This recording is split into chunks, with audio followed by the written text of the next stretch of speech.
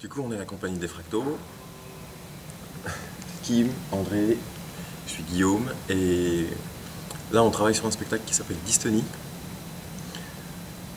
On a cherché pas mal de temps ensemble pour pouvoir trouver une jungle qui, nous on dit qui rayonne, c'est-à-dire qui peut se regarder dans toutes les directions. On a beaucoup travaillé à faire des choses qui peuvent être expressives, même si on ignore ce qui se dégage. Et c'était passionnant.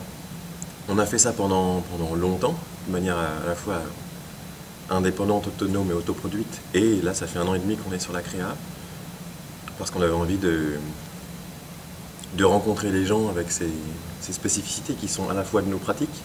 Kim il fait rouler des choses sur lui, André il les manipule et moi je les jette. Et en fait, on sait tous les trois à la fois échanger des techniques et des pratiques et des façons de sentir les pratiques et la jonglerie.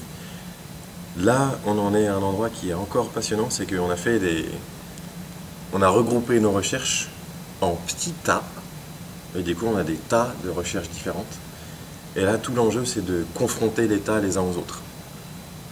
Il y a Eric Lonchkel, qui travaille aussi avec la compagnie, qui est un jongleur qui nous touche tous les trois, beaucoup, et il va être un regard extérieur sur à la fois ces matières et comment les confronter. Et le gros défi, c'est que ces matières-là, il a fallu qu'on les regroupe, à la fois qu'on les regroupe et qu'on puisse en voir une espèce de fil qui puisse se tirer, comme une narration abstraite. Parce qu'on a vraiment envie que les gens puissent lire quelque chose de clair, même si cette clarté, elle pourrait être correctement décrite seulement en la jonglant. Ça, c'est vraiment tout l'enjeu de l'expression qu'on a envie de construire dans Defracto et à nous trois, et c'est un truc qui nous tient fort ensemble pour pouvoir vraiment avancer et cheminer dans écrire une forme longue de spectacle vivant. Donc là, le gros défi de où on en est maintenant, c'est de stabiliser les matières. Là, on vient de finir l'état, en gros. Donc les matières, c'est les recherches, hein, j'appelais ça l'état de recherche.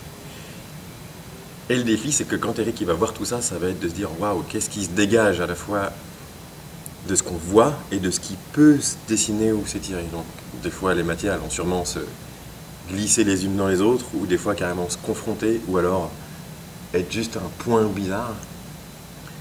Et nos points d'achoppement pour la jonglerie, c'est réellement que l'objet soit une trace du monde intérieur du jongleur. Et les points extérieurs, c'est un travail sur le bizarre, le moche et le gag qui nous plaît beaucoup. Et tout ça, ça implique des choses qui sont passionnantes, parce que le bizarre, ça implique une norme, du coup il va falloir qu'on crée la norme, parce que ça nous intéresse beaucoup plus de créer quelque chose et de devenir un bizarre vis-à-vis de ce qu'on a créé, plutôt que de ramener ça d'un monde extérieur. Le moche, ça parle des formes qu'on va faire. Pour l'instant, toutes les formes qu'on fait, elles ont un truc particulier. Du coup, en fait, on n'a pas encore ni de moche ni de beau. Donc ça va être passionnant de pouvoir travailler ça avec Eric. Et le gag, c'est beaucoup plus construire une intuition du spectacle ou de nos compétences ou de ce qui va se passer pour pouvoir les trahir. Donc pas forcément faire des gags, des blagues poète-poète, mais aller vraiment dans un langage qui s'est créé, qu'on connaît, qu'on arrive à communiquer pour pouvoir aller à la fois ailleurs que dans ce langage ou trahir l'intuition qu'on a de ce qui va se passer. Et c'est là où on en est en gros, et le but du jeu c'est de rendre ce discours qui est probablement un peu bizarre ou difficile d'accès ou je sais pas trop, incompréhensible ou tout pourri, en tout cas de rendre ça concret au sens un spectacle vivant.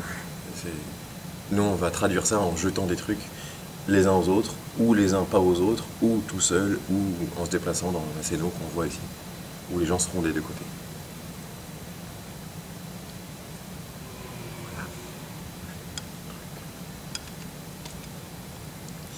Et là, vous pouvez aussi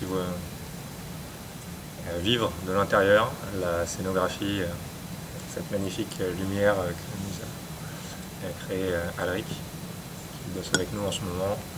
Donc là, Guillaume, il partageait les éléments théoriques et les endroits de création où on était, et d'une manière plus pratique.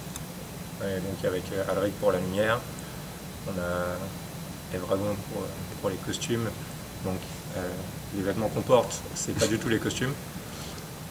Et enfin, le dernier membre de la team de la création, c'est Sylvain Clément, qui nous envoie tous les jours de la musique par Skype, et comme ça on fait des échanges pour finir sur l'écriture du spectacle avec Eric.